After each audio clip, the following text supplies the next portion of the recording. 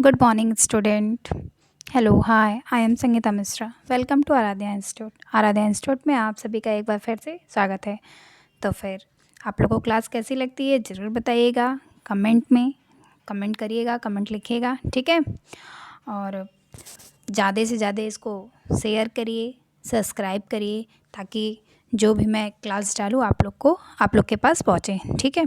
तो देर न करते हम लोग आज की क्लास को डिस्कस करते हैं. चलिए अब फर्स्ट क्वेश्चन स्टार्ट करते हैं. चेचक का टीका निम्न में से किसने खोजा? बताइए, चेचक के टीके की खोज किसने की, ये पूछा जा रहा है. चेचक के टीके की खोज लुई पास्चर ने, रॉबर्ट कोच ने, एडवर्ड जेनर ने, जॉन साल्क ने. तो चेचक के टीके की खोज किसने की? ये तो बहुत इजी है, आप सभी लोगों को याद होगा. आप लोग कमेंट में कर जरूर लिखा करिए ताकि आप लोग का अच्छे से प्रैक्टिस हो सके, ठीक है. एग्ज़ाम कभी भी हो सकता है, आप लोग एग्ज़ाम का मत देखिए, आप लोग अपनी तैयारी एकदम रखिए. चलिए, तो चेचक के टीके किसने खोजा? एडवर्ड जेनर ने. ओके, नेक्स्ट क्वेश्चन देखिए आप लोग. कौन सा युग्म सही है? इसमें पूछा जा रहा है इसमें से चारों में से कौन सा युग्म सही है. HBIG एड्स से संबंधित है, BCG क्षय रोग से संबंधित है, पोलियो पर्ट्यूसिस से संबंधित है, DPT अतिसार से संबंधित है.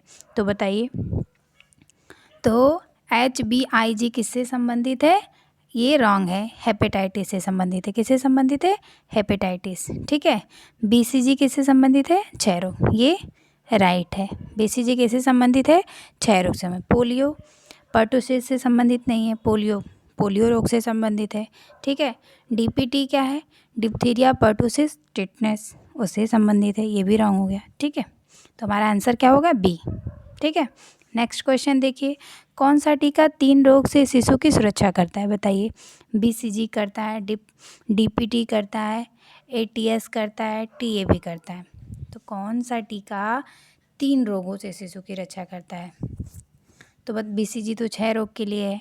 हमारा क्या होगा? DPT डिप्थीरिया पर्टुसिस और टिटनेस, ठीक है. सॉरी, देखिए कौन सा है? ऑप्शन नंबर बी, DPT होगा, ठीक है. 3 रोग से हमारे शिशु की रक्षा करता है. किससे करता है? डिप्थीरिया से, पर्टुसिस से और टेटनस से, ठीक है. नेक्स्ट क्वेश्चन देखिए.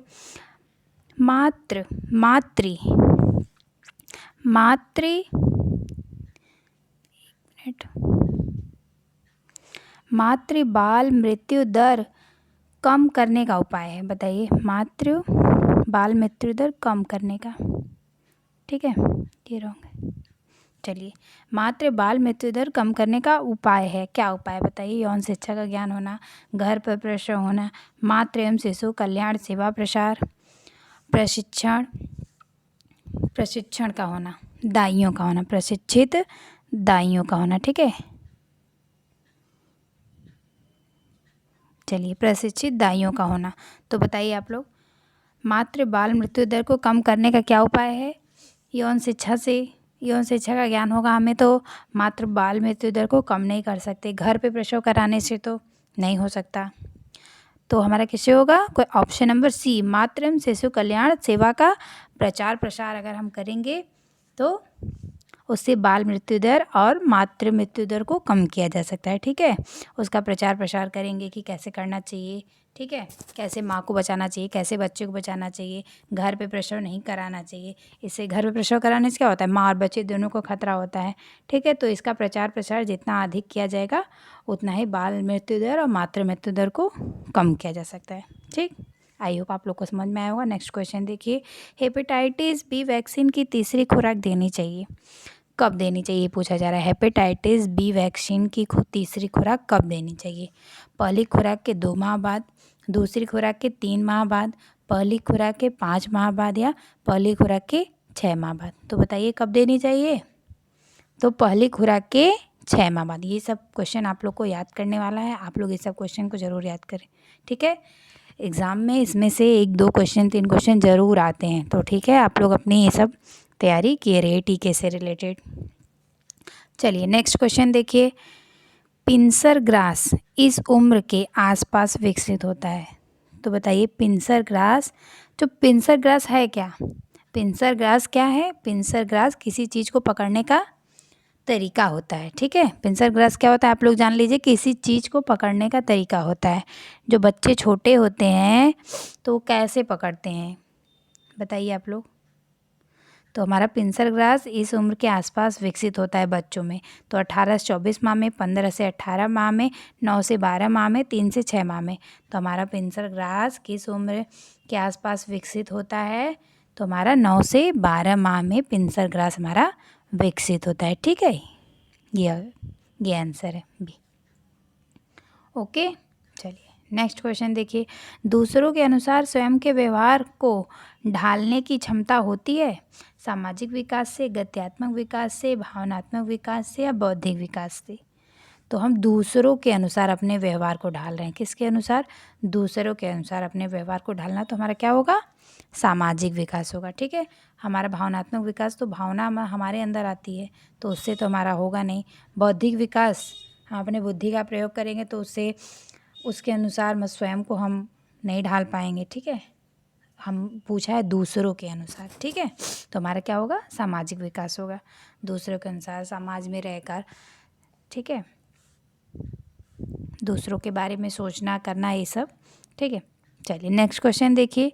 नवजात शिशु को सामना करना पड़ता है किसका? संवेगात्मक समस्याओं का, सामाजिक समस्याओं का, समायोजन की समस्याओं का, शारीरिक समस्याओं का। तो नवजात शिशु किसका सामना करना पड़ता है? नवजात शिशु को समायोजन का समस्याओं करना पड़ता है, सामना करना पड़ता है। समायोजन की समस्याओं का। जब बालक पैदा होता है तो वो जब बाहर आता है तो देखते हैं आप लोग, वो अपनी आंखें नहीं खोल पाता है। क्यों? वो मतलब एक तरह से समायोजन करता है, ठीक है, जब इस दुनिया में आता है, ठीक है। तो उसको उसका सामना करना पड़ता है, समायोजन की समस्याओं का, एक शिशु को। नेक्स्ट क्वेश्चन देखिए।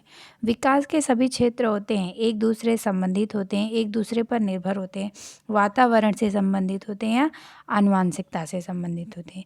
तो जो हमारा विकास का क्षेत्र है वो किससे संबंधित है? एक दूसरे से संबंधित होते हैं, ठीक है। किससे संबंधित होते हैं? विकास के सभी क्षेत्र एक दूसरे से संबंधित होते हैं।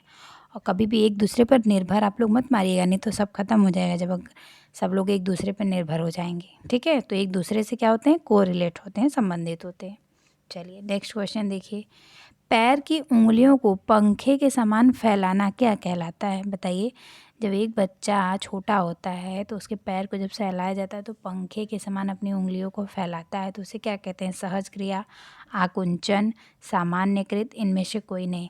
तो आप लोग सोच रहे होंगे आकुंचन होगा, आकुंचन नहीं होगा। आकुंचन क्या है? हमारा आंतरिक क्रिया है। भूख लगना, प्यास लगना बच्चे को, ये सब क्या है? आंतरिक क्रिया है, ठीक है। तो हमारा क्या होगा? पैरों की उंगलियों को पंखे के समान फैलाना, ये क्या है? बाहरी क्रिया है, आंतरिक क्रिया नहीं है, ठीक है। तो क्या होगा? सहज क्रिया। पैरों की उंगलियों को पंखों के समान फैलाना क्या है? सहज क्रिया है। समझ में आप लोग को? नेक्स्ट क्वेश्चन देखिए। संवेगात्मक बुद्धि के संप्रत्यय में योग्यता सम्मिलित नहीं है बताइए। संवेगात्मक बुद्धि के संप्रत्यय में योग्यता सम्मिलित नहीं है। पहला, संवेगों को समझने की, संवेगों को नियंत्रित करने की, संवेग उत्तेजित करने की, संवेग मूल ने निर्धारण एवं अभिव्यक्ति करने की। तो पूछा जा रहा है संवेगात्मक बुद्धि के संप्रत्यय में योग्यता सम्मिलित नहीं है। जो हमारी संवेगात्मक बुद्धि है उसके संप्रत्यय में कौन सी योग्यता सम्मिलित है? तो हमारा संवेगों को समझने में ये भी सम्मिलित है, संवेगों को नियंत्रित करने में ये भी सम्मिलित है, संवेग मूल्य निर्धारण एवं अभिव्यक्ति में ये भी सम्मिलित है। तो क्या नहीं सम्मिलित है? संवेग उत्तेजित करने में हमारी योग्यता सम्मिलित नहीं है, ठीक है। नेक्स्ट क्वेश्चन देखिए। बालक का आयु वर्ग जिससे सोच विचार करने की क्षमता शुरू हो जाती वो कौन सी बताइए। बालक की इस आयु वर्ग में सोच विचार करने की क्षमता शुरू हो जाती है 1.5 से 2 वर्ष, मतलब 1.5 वर्ष से 2 वर्ष से, 2.5 वर्ष से 3 वर्ष, 1.5 वर्ष समझ लीजिए, 1.3 से 4 वर्ष। तो बताइए बालक में सोच विचार करने की क्षमता कब शुरू हो जाती है? 1.5 से 2 वर्ष में नहीं हो पाती है। अब 1.5 साल का बालक सोच विचार नहीं कर सकता, वो जो दूसरों का देखता है वही करता है, ठीक है। वो सोच विचार करके कोई काम नहीं कर, उसके मन में जो आया वही करता है, ठीक है। तो हमारा क्या होगा, 2.5 से 3 साल का बच्चा सोच विचार करने लगता है ना, शुरू कर देता है। इसमें पूछा गया शुरू करना, तो 2.5 से 3 साल का बच्चा सोच विचार करना शुरू कर देता है, ठीक है। 1.3 से 4 वर्ष ये तो कम हो जा रहा है और 4 वर्ष अधिक हो जा रहा है, ठीक है। तो हमारा क्या होगा, 2.5 से 3 वर्ष का बच्चा सोच विचार करने लगता है। नेक्स्ट क्वेश्चन देखिए, मूल संवेग हैं खुशी और गुस्सा, गर्व और दुख, शर्म और ग्लानि और ईर्ष्या। तो बताइए, तो इजी क्वेश्चन है। मूल संवेग क्या है, खुशी और गुस्सा। इस पर हम लोग टाइम नहीं वेस्ट करते हैं, चलिए आगे। नेक्स्ट क्वेश्चन देखिए, एक बच्चा इसके द्वारा मोटर स्किल सीख सकता है, किसके द्वारा, परीक्षण त्रुटि विधि के द्वारा, नकल करना, प्रशिक्षण के द्वारा, सभी विकल्प सही। तो बताइए, जो बच्चा होता है मोटर स्किल सीख सकता है, तो ट्रायल एंड एरर के द्वारा भी बच्चा सीख सकता है, नकल करके भी सीख सकता है, प्रशिक्षण के द्वारा। तो हमारा क्या होगा, सभी के द्वारा हमारा एक बच्चा सीख सकता है मोटर स्किल, ठीक है। चलिए नेक्स्ट क्वेश्चन देखिए, तनाव यह संरक्षण के लिए अवरोध है। तनाव संरक्षण के लिए अवरोध है, सामाजिक अवरोध, सांस्कृतिक अवरोध, मनोवैज्ञानिक अवरोध, भौतिक अवरोध। तनाव हमें कैसे आता है, जब हम सोच करते हैं, तर्क करते हैं, तभी ना आता है। तो हमारी सामाजिक अवरोध तो हुआ नहीं, सांस्कृतिक अवरोध भी नहीं हुआ, ना ही भौतिक अवरोध हुआ, ठीक है। तो हमारा क्या होगा, मनोवैज्ञानिक अवरोध, ठीक है। हम चिंतन करते हैं, तर्क करते हैं, सोचते हैं, तो हमारे माइंड में तनाव आता है, गुस्सा आता है ना, तो हम कुछ गलत काम करते हैं, ठीक है। तो क्या होगा, मनोवैज्ञानिक अवरोध है ये। नेक्स्ट क्वेश्चन देखिए, भय का कारण हो सकता है सामाजिक, भावात्मक, उत्कृष्ट अनुभव, इनमें से कोई नहीं। तो हमारा भय का कारण सामाजिक कारण तो होगा नहीं भय का हमारा, उत्कृष्ट अनुबंधन भी हमारे भय का कारण नहीं होगा, भावनात्मक, हम अपनी भावना में अगर बैठा ले कि वहाँ कुछ है, वहाँ सांप है, वहाँ भूत है, तो ये सब भावना हमारे मन में रहेगी, तो हमें डर का अनुभव होगा, भय का अनुभव होगा ना, ठीक है। तो ये भय का अनुभव क्या होता है, भावनात्मक, भय का कारण हो सकता है भावनात्मक, ठीक है। आई होप आप लोग को क्वेश्चन समझ में आ रहे होंगे। आज के क्वेश्चन कैसे लगे आप लोग कमेंट करके हमें ज़रूर से बताइएगा, ठीक है। आदमी उसके मालिक का गुस्सा अपने बच्चे पर निकालता है, यह किसका उदाहरण है, बताइए। विस्थापन का, प्रतिगमन का, निरोध का, प्रक्षेपण का। तो कोई व्यक्ति है, आप ही लोग मानिए, ऑफिस में जा रहे हैं, मालिक ने आपको डांट दिया या कुछ कर दिया, ठीक है। तो उसका गुस्सा आप अपने घर पे आके अपने बीवी बच्चों पे निकाल रहे हैं, तो ये क्या हो गया, ये हमारा हो गया विस्थापन, ठीक है। वहाँ से लाके यहाँ पे निकाल दिया, ठीक है। क्या कहलाएगा, विस्थापन कहलाता है, ठीक है। आई होप आप लोग को समझ में आया होगा। क्रियात्मक समन्वय का अर्थ दो मांसपेशियों का आपसी समन्वय है। तो बताइए, अंगों का, शरीर का, उंगलियों का, हाथों का। तो शरीर का होगा नहीं, ठीक है।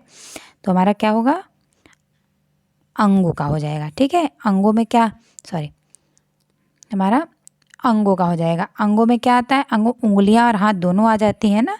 तो क्रियात्मक समन्वय जो कार्य करता है, दो मांसपेशियों का आपसी समन्वय, दो मांसपेशियां, ठीक है। तो उंगलियां हाथ दोनों आ जा रही हैं अंगों में, ठीक है। तो क्रियात्मक समन्वय का अर्थ दो मांसपेशियों का आपसी संबंध क्या कहलाता है, अंगों का। नेक्स्ट क्वेश्चन देखिए। चलिए आज के क्वेश्चन यहीं पे ख़त्म होते हैं। आप लोग को क्वेश्चन कैसा लगा कमेंट करके ज़रूर बताइएगा, और इसको आप लोग सब्सक्राइब करिए, इस चैनल को आगे बढ़ाइए। आप लोग को अच्छे अच्छे क्वेश्चन कराएंगे, ठीक है। आप लोग को ऐसा ऐसा क्वेश्चन कराएंगे ताकि आप लोग को तुरंत याद हो जाए, ठीक है। तो आप लोग साथ बने रहिए और अधिक से अधिक शेयर करिए, सब्सक्राइब करिए। चलिए तो फिर नेक्स्ट क्लास में मिलते हैं। Bye bye, take care. आप लोगों को क्लास कैसी लगी कमेंट करके ज़रूर से बताइएगा। कुछ दिन में हम लाइव भी आएंगे, ठीक है। चलिए बाय बाय, टेक केयर।